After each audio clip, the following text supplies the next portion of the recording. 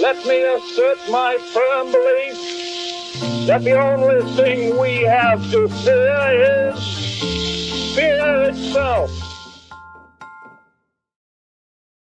Hey everybody, it's Joe Trippi with my friend Joe Klein, the two Joes, and we're doing our take on the State of the Union long speech last night.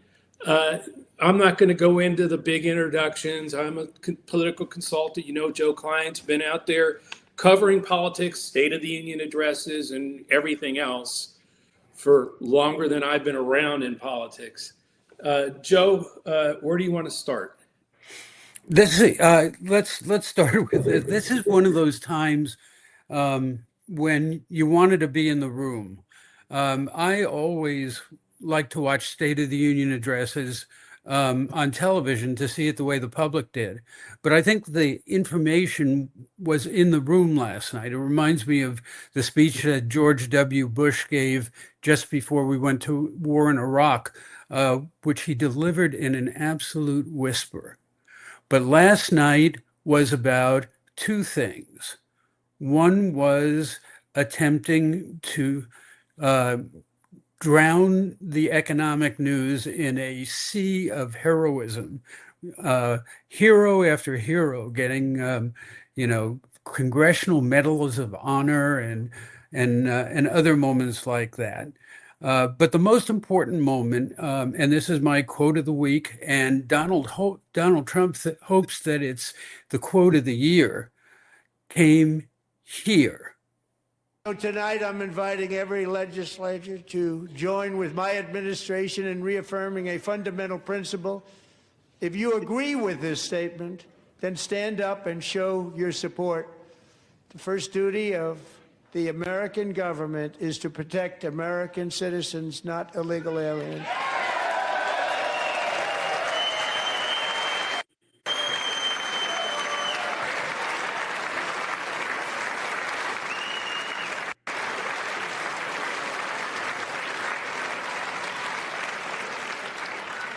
Isn't that a shame? You should be ashamed of yourself not standing up. You should be ashamed of yourself. That's exactly the message that he wants to overwhelm the election this year. And I don't know whether it's going to be effective, Joe. One other thing I'd note about the speech is as long and as tedious as it was for Trump a well-delivered speech. There wasn't much weaving there. Susie Wiles, was probably a very happy camper afterwards. Well, it did leave out the important part of if you're going to protect the American people and to save them from illegals, the best way to do that might not be shooting a citizen in the back of the head after taking his gun away, which might have had something to do with why people didn't stand up to that line.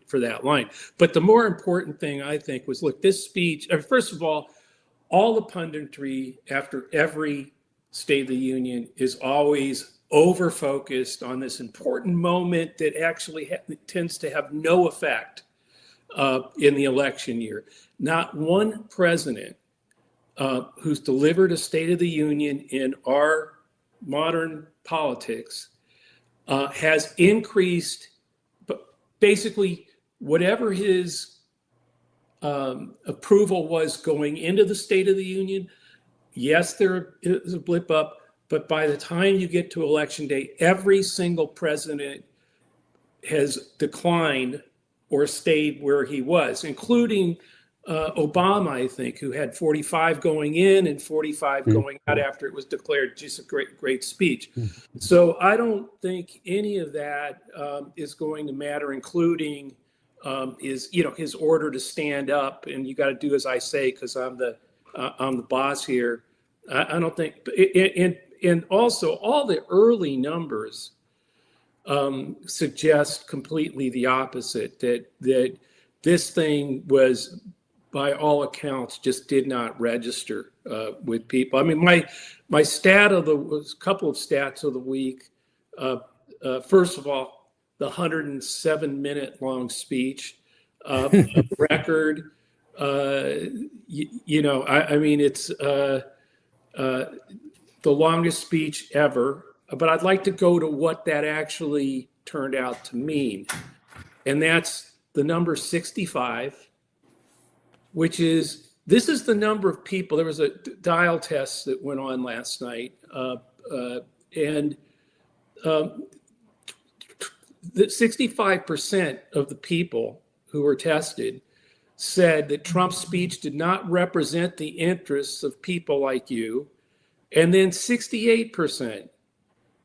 The next one there, Trump's speech focused on the wrong things. And when you look at these, and by the way, these were dial tests of independents and soft partisans.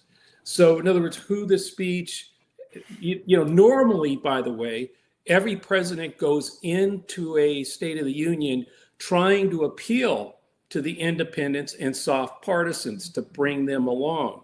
This speech clearly was designed to do one thing, in my view, one thing and one thing only. And that was with him falling from 92% favorable with Republicans to 80. That's what created him going below 40. And what they're trying to do first is bring that back. So the entire speech was aimed at Republicans and MAGA. And it was put with something I thought was going to be their problem all along now. When they do that, and he did that in the speech, it then pushes the independents, the Latinos, all the groups that he's lost get pushed away. And so I think this speech was designed to bring back as many Republicans as they could. And so I would expect to be a slight bump up in his favorable, because that'll be Republicans starting to come home. It's not going to do anything with independents. And there's a lot of data that already shows that. And those two, the 68% saying he was talking about all the wrong things, and the 65% who said wasn't talking about things that interest people like me. I agree with you that the speech itself isn't going to have any long-term impact, but it's interesting the way he's changing the way the State of the Union works. It's becoming it's becoming more of a visual event rather than just a speech. And if there are any images there are images, I believe, that will linger in the mind. Especially in the parade of heroes, the image of the USA hockey team, and also the image of Democrats not standing up. That moment can be used in an ad. Most State of the Union addresses could never be used in an ad, right, Joe? Yeah, but I just think they use this stuff in the ad. It's going to go the wrong way. I mean, the hockey team has nothing to do with Donald Trump. I mean, it's all, look, it was an awards ceremony. It was, let's make a deal. It was up there, the medal I'm giving away up in, behind door number 3. And yeah, I understand. And by the way, they all scored high. This is my point. We're making it maybe the same point. All that stuff, the dials went off the charts, all of that. But then, as soon as he turned to anything, immigration, any of that stuff, let's go look at some of the dials that we've been talking about. Let's look at the golden age. Here's the guy who is you see those lines going, look at where the independent's the white line. It takes a dive as he starts talking about the amazing turnaround, the golden age. Winning and winning and winning. Winning.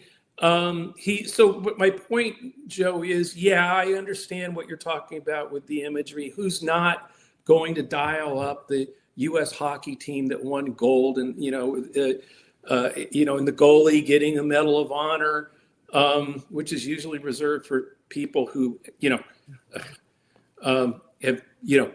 risked everything, their lives. But I understand. And it was the Presidential Medal of Freedom. I think. It wasn't the Congressional Medal of Honor. But my point is, it's all, you see so yeah, the dials went up with the hockey team, with the Medal of Freedom, with the Medal of Honor to the 100-year, veteran, et cetera. All things that I think every American can agree on. And then he got to immigration, he got to the economy, the golden age, the great turnaround of history, which, by the way, I think in a lot of ways, he's pretty accurate. This, by all accounts, has been the biggest turnaround of a president's first year, all in the wrong direction, which is where the American people think it is. So this is my point. I just don't see how. I'm not arguing with you about this moment or that moment. I just don't believe that in the end it's going to have much of an impact. And one of the things that's interesting too, and I'm sort of reading this on my screen. I just pulled it up. But Trump, here's the thing. About two thirds of people liked the speech, but the proportion of viewers who were very positive was only 38%.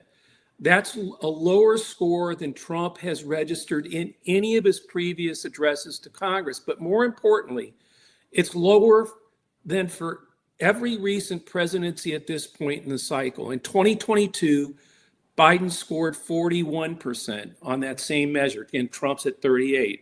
In 2018, not a good year midterm for Republicans, Trump scored 48% on that measure. He's at 38 now, as did Barack Obama in 2010, and they all lost the House that fall. So again, if you actually, this includes all the good moments, Joe. That's what I'm saying. I mean, when you look at it, it just, and we're talking apples and apples now. We're talking the same question, over multiple presidencies, including Trump, and he's now in this speech did worse with those people than any speech of any president in terms of how it registered with them. So I just don't think. Now, by the way, I will say this: every Republican on that floor was happy that he stayed into the prompter, stayed on what Susie Wiles and all of them wanted him to say. So at least they have some way to go into these elections, but we all know this week, 3 days from now, he's going to go back to to whether what happens in Iran, all the stuff that's going on out there. It's not good. I don't think I don't know if he went out and spoke this way every day. I don't know if he could change anything, but I don't believe he'll be able to do that every day. Right. Some other really striking things about the speech. I remember, back when Bill Clinton gave a speech, it was a laundry list. We're going to do this program. We're going to do that program. We're going to do another program. There was not a single new program that Trump announced last night. There was no laundry list. There was a laundry list of his usual lies, this mythical $18 trillion in foreign investment that he believes is real. But I think that wait, Joe, you got it. At least $6 billion of it's been in him directly, though. So you have collected some of the 18 trillion has been collected. It's just a small portion of it that has been collected has been going to him and his family. But I will say, looking at it from the other point of view, that the stunt that he pulled on the Democrats was an effective stunt. The Democrats did not look sitting down. They didn't look good. Furthermore, the counter rally that the Democrats were planning turned out to be a total fizzle. And third, while Abigail Spanberger's response speech was well crafted and pretty well delivered, it was very, very conventional. The Democrats still haven't come into the age of Trump. No, I agree with all that. Look, I agree with Rahm Emanuel that there shouldn't have been a boycott. People should have all gone. Absolutely. I also think that look, you can stand and applaud on the 3 or 4 things the president said during the evening that were true, and stay seated and just chill. When the lies came out. It's hard though when you're sitting there and he's just lying incessantly, and you can't do, and with the minutes in Parliament, stand up and take them on right there. So, and I do agree though that look, the other thing is every response, the poor person who gets stuck doing. First of all, you're doing it at midnight, whenever no one's Right. really turned it off. I thought, although I thought Alyssa Slotkin was more effective last year, and I may be one of 5 people in the world who remembers that it was but that's the whole point, because you were the only one staying up. So I thought Spanberger did a great job, but again, and so I'm not disagreeing with you about any of it. My own point really is that no matter what you thought of the stunts, of the awards, of the game show. In fact, let me do my quote of the week from Tom Nichols, who I think did accurately get this. Beset by scandal, facing multiple defeats in America's courts, and hitting levels of unpopularity that would make President Richard Nixon nod with empathy, he turned the State of the Union into a vulgar populist carnival, a game show, an awards ceremony. As I said, he has transformed the nature of the State of the Union. Now, vulgar populist game shows sell, though, and that has been his only appeal. The main Donald Trump story is that he changed the way politicians talk, and I don't think the Democrats have caught up to that yet, or found an effective counter to that yet. And so that keeps him more buoyant than he should be. At this point, he shouldn't have any buoyancy, but he looked, by the way, for a guy who's supposedly in ill health, he looked pretty healthy to me. No, I don't disagree with, like I said, I thought, look, he stayed on prompter, he stayed on message. Susie Wiles, the Republicans in the room, all had to be very, very happy with what he did, because he didn't go way off into the. He didn't weave. He didn't. The problem, though, I still think is, again, if he would be the first president to come into the State of the Union with these numbers, and then get to the election in November of the midterm year 2026 with somehow higher approval numbers than they had at the State of the Union. To be the first president ever. Obama is the only one who stayed at least level, 45 and 45 on election day. I don't see Trump being able to do that, particularly when you look at how the independents reacted. Look at the third term number, Sam. Maybe you can pull that one up on the. So the white again is independence, and that big down drop there is when he said, that maybe it's the third term, when he related basically to running for a third term, or suggested it in his speech in a joke. Yeah, but man, look at it. This is what's going on with independence. I just don't see how he turns that around, and particularly when we saw that first screen when he was talking about the great economic turnaround and all that stuff, and they just nosedive down. I think below around 20%. It's roughly just staying just above 20 there. Now, independent. By the way, Republicans and Democrats aren't far away from the independents on this one. Obviously, Democrats are the blue line, but that red line went down too, and that's why I think this is, it just shows you how no one believes what he's saying about the economy, about this great turnaround. Look, the Republicans are basically at 33 there, I think. So, Mhm. on the dials. So I just, that's the whole point. So yeah, let me show you the hockey team that won you gold. Yeah, let me give them a Medal of Freedom to the amazing gold, and did an amazing job. Got all that. Don't look at the economy. Look at Okay. the. Yeah, look at the 100-year-old veteran on honoring up there, and and people. Well, yeah, great. We all want that veteran that's 100 years old to be honored. Everybody. So yeah, I think all that stuff, but matters visually. People will remember it, but I don't think in the end it's going to undo the damage that he's done to himself with real voters who just don't want any of this anymore. Yeah. The other striking thing about this, and about this, the past few days, um, we have to let you go and catch a plane in a minute, but the tariffs, the Yeah, tariff story has turned kind of weird as far as I'm concerned. I thought if the Supreme Court ruled against him, there was going to be this cataclysmic moment. But apparently, this Trump has found another way to keep tariffs in place for 150 days, and and in some cases he raised tariffs as a right. result of this, and so tariffs just confuse the hell out of me because Well, what?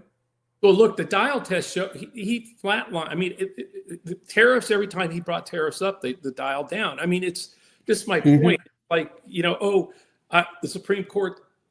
Yeah, look, I think he helped himself a lot by not going after the Supreme Court hard. Right. I think it could have been a lot. Look, as bad as this was in terms of the way people were turning down the dials and saying, "Oh no," on the economy's turned around, the most amazing turnaround in history. The more they dialed down on that, that's not. It could have been far worse. So, I mean, had he not stayed on prompter, had he attacked the Supreme Court, had he Right. really doubled down on immigration, said he was going to send more of them out there in more of our city, whatever, which he did not do, which is why I think the Republicans on the floor were like happy as hell that he stayed on prompter, because that's what they were worried about. So, like, look, for that, kudos, whoever got him, sicked him on just staying with what's written on the machine. Which, by the way, that's the other thing. It was clear this was written on the machine, and that's all he was doing was going through the paces of reading what was in front of him. Not his best mode, even for his own supporters who want more of that. So I just think that we'll see. More numbers will come out in the days ahead, but I don't see any way that this speech changed anything.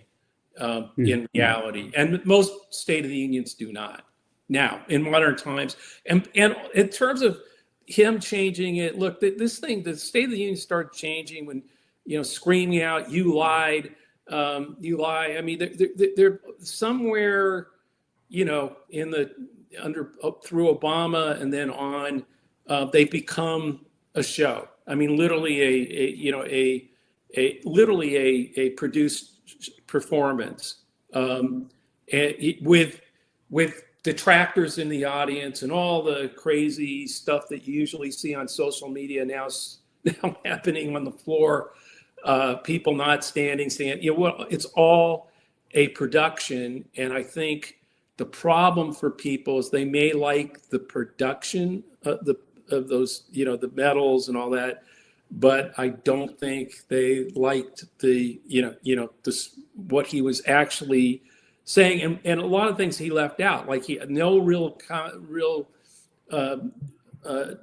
talking to the American people about his intentions in Iran. No mention of China. China did not come up once, and That's right.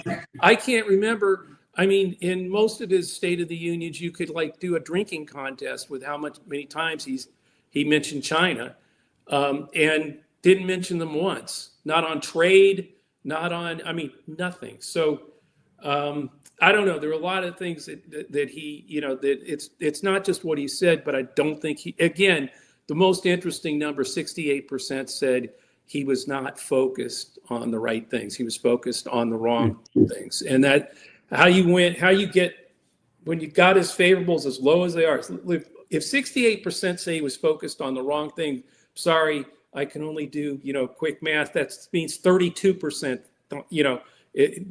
either didn't know or thought he was on the right thing. So you still have that same where his favorable is in the 60. I think people came into this. Maybe the other thing, you and I covered a lot of debates, Joe, and the debate audience often turns out to be people who they came in wanting to see sort of root for their candidate, and the other side comes in rooting for their candidate, and it really has no impact on anybody because everybody had their minds made up before the debate started. I think this may be where he's at, where 68% of the American people or thereabouts have had enough of this. 36% or so still think it's great, and they all tuned in, and guess what they all think coming out of it? I think that means he's in deep trouble because it's in cement now. I think you're right, and I think I guess my last thought about this is that this is a metaphor for the Trump presidency. It is, let me keep you diverted with this and that, and I'm going to say this incredible thing, and I'm going to, and it's all going to be gilded. That gold medal is his favorite symbol, and this speech was the State of the Union equivalent of that. And if what your dials showed is true, it's just not working anymore. The kind of stuff that used to work may not be working anymore. No, if you saw where the Republicans were going, it's not even work. It's working with the real MAGA base, but with soft Republicans. That's who the red line was. It was soft Republicans, soft Democrats, soft Republicans. They're going where the independents are. That's why I think this is really. But the whole speech. This is actually my point, Joe. The whole speech was geared to win the soft Republicans back. Right. Yet every one of the I think that's really wise. Shows them go. They didn't buy it. They're not buying what he's selling, and that anymore. And that's I think your last point is exactly the right one. And I think the dials. And it was Navigator Research that released those. I'm sure there'll be others. I know CNN did a big survey and they asked people, and that's where you get the 38% very favorable or extremely, thought it was great.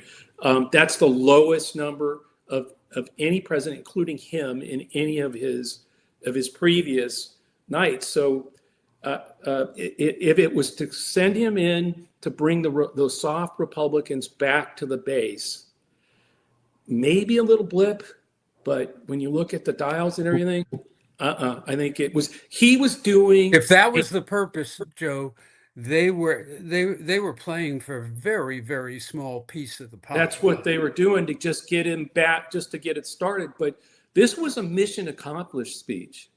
That's the crazy thing about it. You watched the first 9 minutes of that thing, and it was, I've done it. I've lowered the rate. I've done this. Mission accomplished, and he kept going.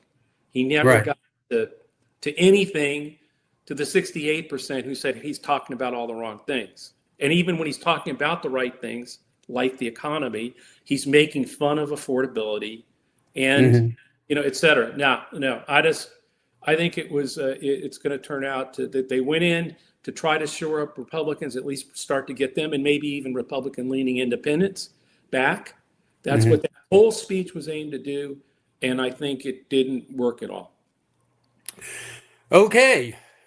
You have a plane to catch. Yeah, I got to go, and I'm sure there'll be a lot of punditry on this, but the one thing I'll tell people, There's never been one yet, and I'll just keep saying it. There hasn't been a State of the Union.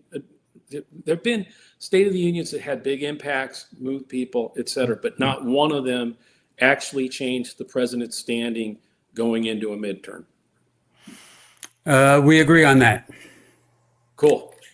Thanks a lot, folks. We'll see you next week. Bye. Who knows? Bye-bye. Let me assert my firm belief that the only thing we have to fear is fear itself.